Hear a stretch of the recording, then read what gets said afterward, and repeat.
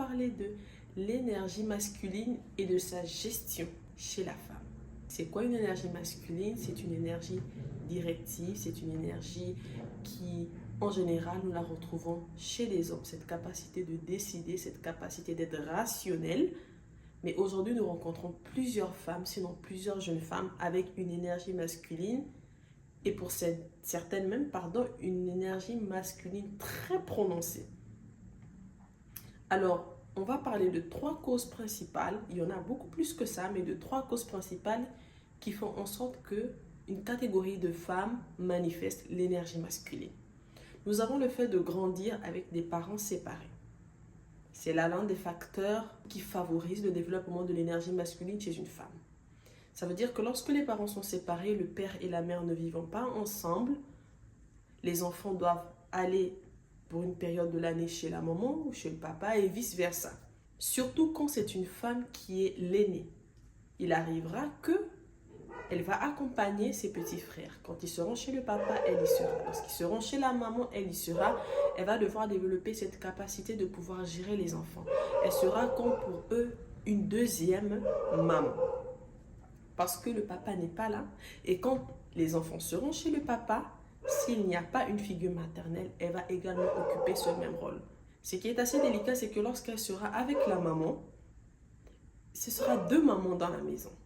Il faudra s'occuper ensemble parce que je tiens à souligner que ce n'est pas toutes les mamans célibataires qui arrivent à tenir les 2 bouts et à s'occuper ou à donner une éducation correcte à tous leurs enfants. Et on ne leur jette pas la pierre, les conditions ne permettent pas forcément que ça puisse se passer ainsi.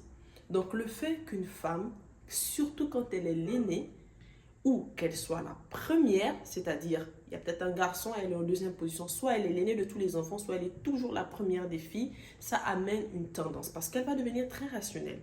Elle va devenir très décideuse. Elle va prendre des décisions lorsqu'au moment ne sera pas là, au moment sera au travail, c'est elle qui va prendre les devants.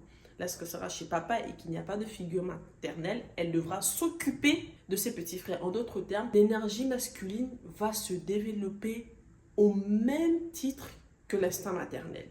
Elle aura cette capacité de protéger, en même temps de jouer le rôle d'un frère, d'un père, d'une mère, d'une soeur. C'est plusieurs capuches qui vont favoriser son indépendance ou du moins qui vont favoriser son indépendance précoce. Et vous allez vous rendre compte que ce genre de femmes, pour la plupart du temps, en relation amoureuse, ce sont des personnes qui anticipent, des personnes très anticipatrices.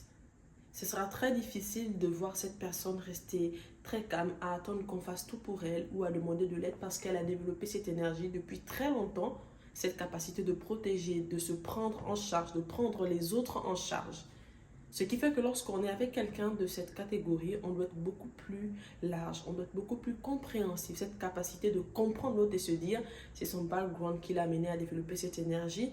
Donc vraiment trouver les stratégies pour pouvoir aider cette personne, mais ça ne fait pas l'objet de cette vidéo. Nous allons parler du deuxième cas.